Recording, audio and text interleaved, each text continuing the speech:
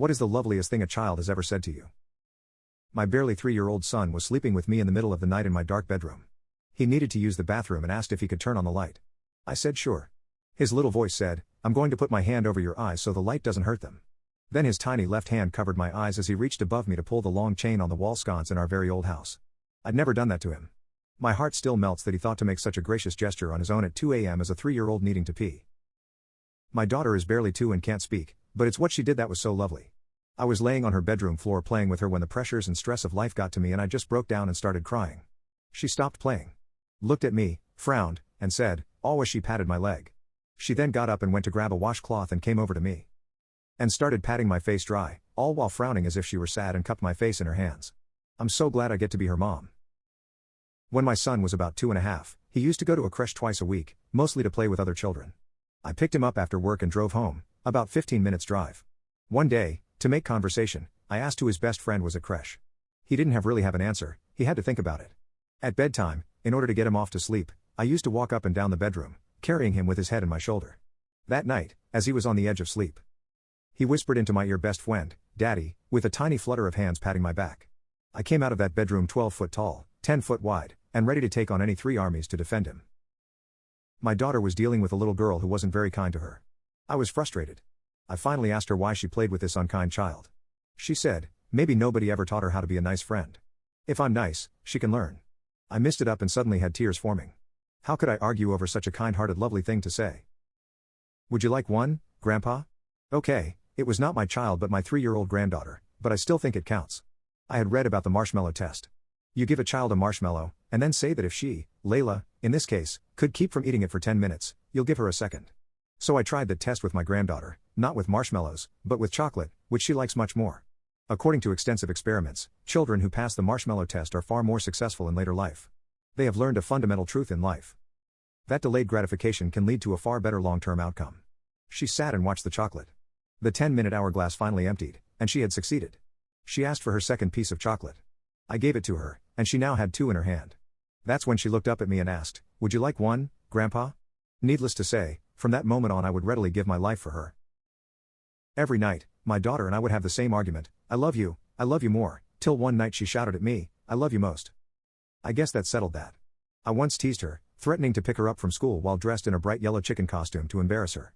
She calmly replied, "Go ahead and do it, my friends all know you're weird already." I call that a win.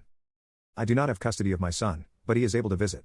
One such visit, age 9, he spontaneously pounced into my arms in the hallway and gave me a giant, wordless, bear hug. This is the same boy who at age 3 from the back seat of my car yelled at me, "Mommy. Don't say people are those bad words. Call them bad drivers." Gotta love it. Best of all is when I apologize to my girl for the fact that I suffer from mental illness. I tell her how hard it must be to have a mom who is kinda crazy. But her response is amazing: "I don't think you are crazy. You're just unique. I love you." My youngest, Violet, who is 3, leans in and whispers, "Daddy, I know your nickname." You know, the way kids whisper when they don't need to, but how parents should play along. I'm putting on my make-believe dad hat and whisper back. I ask, "What's my nickname?" She looks around like it's a secret password and says, "It's Chris. Your nickname is Chris." I'm shocked. I had a tough enough time hearing my girls call me dad instead of daddy, but calling me by my name is on another level. Me, where did you hear that? Violet replies, "At the dancing studio. They all call you Chris Linham." I say, "Really?" Violet replies, "Yeah. And I have a nickname too. It's Violet Linham. We have the same nickname, Daddy. It's just like yours." My heart melts. This story is about my 5-year-old niece, Swara. Once I gave her a packet of Eclairs chocolates and told her not to eat all of them and keep a handful of them for me until I returned from my journey. After a week or 2 I went to meet her. She was so excited to meet me and hugged me instantly. Here the conversation goes. I said, "Swara, I gave you whole packet of chocolates. This packet is empty. You ate all the Eclairs? You'll get cavities now." Swara replies, "No Moshi, I threw your share of chocolates under this bed. You can move the bed a little and take them out from there." I ask, "What? Why?" Swara replies back, "Actually, I have no self-control. I could have eaten all of them. I promised to keep some for you. So I threw them under this bed, somewhere my hand can never reach." I was astonished by such a great logistics management and her love for me. I have always traveled a lot. Film business is cruel to relationships, and even if my kids got a bit used to over the years to my sudden disappearances. It was never easy. On my daughter's first day at school, I told her that I was not going to pick her up, because I had to catch a flight. Mummy would come instead. She sighed. Dad, she whispered, why do you always have to go away? It's my job, I have to go and earn money. What do you need money for? So I can buy you clothes, food and pay for school. A pause, a tighter hug, then in one breath.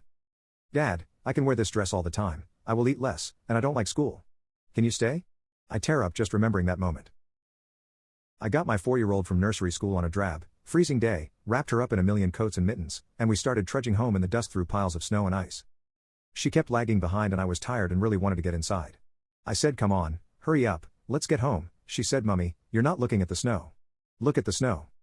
It's so beautiful. You have to stop and look at the things that are beautiful. Hey everyone, that's it for today's video. Like and subscribe for more Reddit and Quora story videos. Thank you all for watching and see you next time.